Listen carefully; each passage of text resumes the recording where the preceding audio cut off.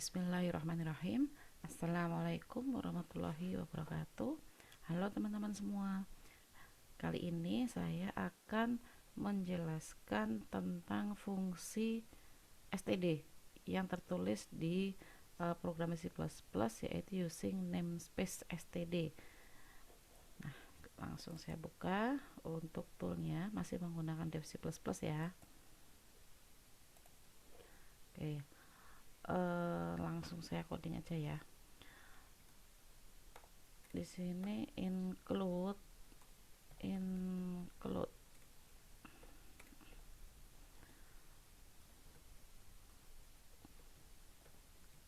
apa ini include iostream? Include iostream di sini ini adalah header file. Jadi satu baris ini adalah preprocessor directive, kemudian kalau dipisah-pisah di sini ada namanya untuk ada header file, kemudian di sini nama header filenya adalah iostream, yang mana header file ini adalah kumpulan dari bukan kumpulan ya, jadi dia itu sebuah library yang nantinya library ini memiliki beberapa fungsi-fungsi di dalamnya. Nah, fungsi yang di dalamnya itu apa? Nah, saya nanti akan menggunakan perintah cout, sehingga cout itu nanti akan saya gunakan untuk menampilkan kalimat. Karena cout ini adalah fungsi bagian yang dimiliki oleh header file iostream, maka iostream ini juga harus dituliskan di sini. Kemudian saya juga menuliskan untuk header file include conio. Nah, di sini ada conio, itu penulisannya ada .h-nya ya, karena di dev C++ itu kalau tidak menggunakan .h dia nggak mau bahwa .h itu artinya adalah header file. Kemudian di sini ada using namespace std. Nah, di sini perintah ini sebenarnya bahwa kita akan mengirimkan. Nah, jadi nanti di sini dia tugasnya akan mengirimkan perintah-perintah yang tertulis di program ini di text editor ke dalam compiler, bahwa nanti perintah-perintah itu yang nanti akan digunakan itu bisa dimengerti oleh si std ini. Nah, ini sebenarnya penulisan aslinya bukan using namespace std ya.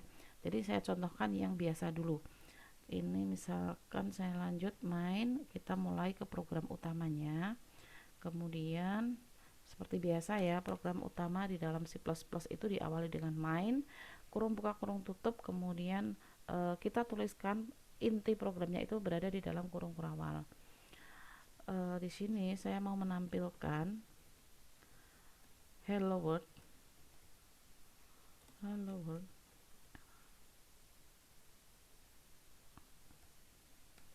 Kemudian saya menulis lagi. Mari, ada enternya dulu ya.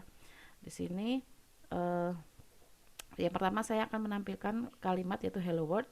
Kemudian kalimat yang kedua di sini ada selamat belajar.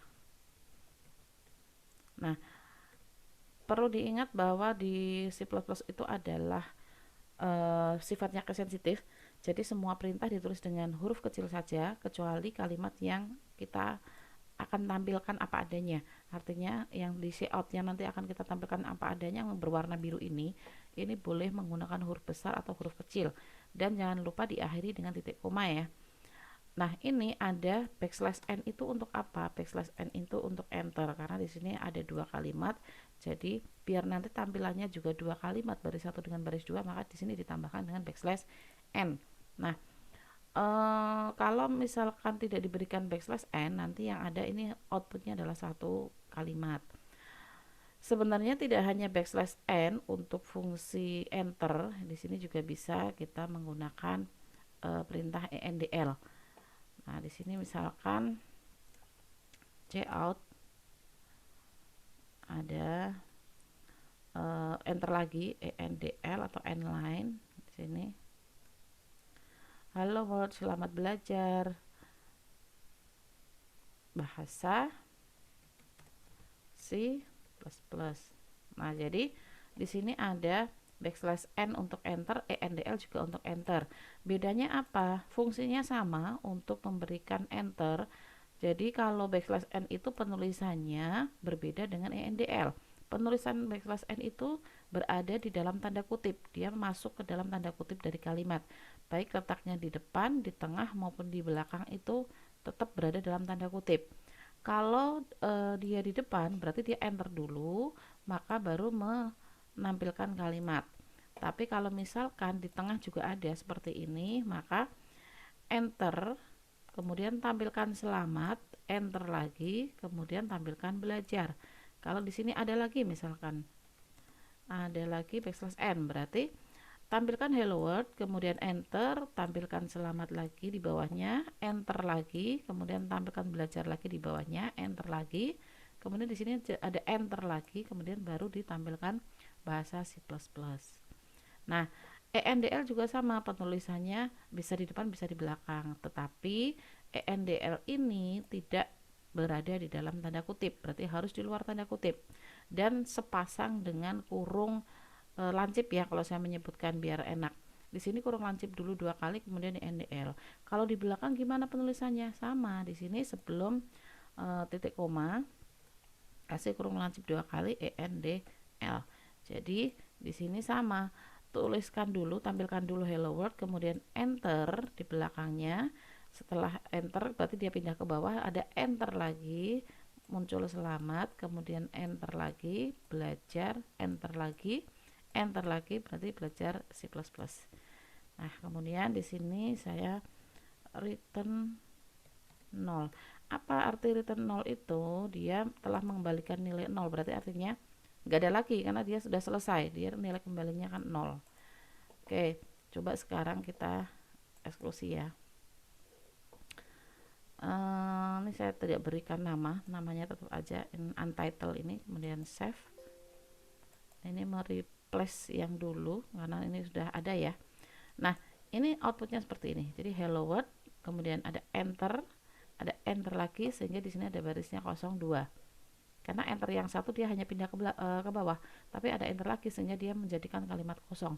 Selamat, kemudian enter lagi, baru menampilkan belajar, enter lagi itu ya. Di sini ada satu baris kosong, kemudian bahasa C++. Nah, ini penulisan standar yang sering saya gunakan ya, atau teman-teman yang lain gunakan seperti ini. Nah, di sini saya juga akan menjelaskan fungsi dari using namespace std. Ini adalah cara singkatnya ya. Jadi kita menuliskan untuk kita mengirimkan perintah-perintah ke compiler itu biar dipahami oleh si std ini, sehingga lebih singkatnya kita cukup menuliskan satu kali using namespace std di atasnya main. Nah, gimana kalau misalkan kita nulisnya itu tidak menggunakan using namespace std? Nah, seperti ini jadinya. Saya buka lagi ya. Masih sama seperti tadi, include iostream, kemudian include conio.h. Nah, biasanya kan di sini using namespace std ya. Kali ini saya tidak akan menggunakan. Jadi langsung main kurung buka kurawal. Nah, di sini saya tadi mau menginputkan apa? Saya tadi mau menginputkan ada kalimat belajar ya. Di sini cout hello world.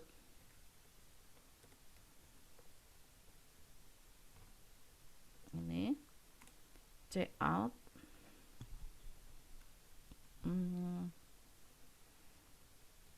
mari belajar. Oke, 2 aja. Di sini saya mau menambahkan endl 1 aja. Nah, kemudian di sini ada return 0. Coba ya kita eksekusi di sini. Apa tadi, using ya, tanpa using. Oke, Apa yang terjadi kalau kita tidak menggunakan using namespace std? Dia error. Jadi errornya itu ada apanya ya? Kita lihat. Nah, di sini enaknya Dev C++ di sini ada tampilan errornya ya. Ada error di sini. Errornya adalah di baris kedua. Error yang kedua di baris ke-6, maaf, di baris ke-6 di sini baris ke-6. Errornya apa? Cout was not declared in the scope. Berarti cout itu tidak dideklarasikan, tidak terdeklarasi, tidak terbaca ya. Padahal cout ini adalah fungsi yang dimiliki oleh atau library yang fungsi yang ada di library Conio, yang ada di header file Conio. Kan ini sudah dimasukkan, harusnya bisa kan?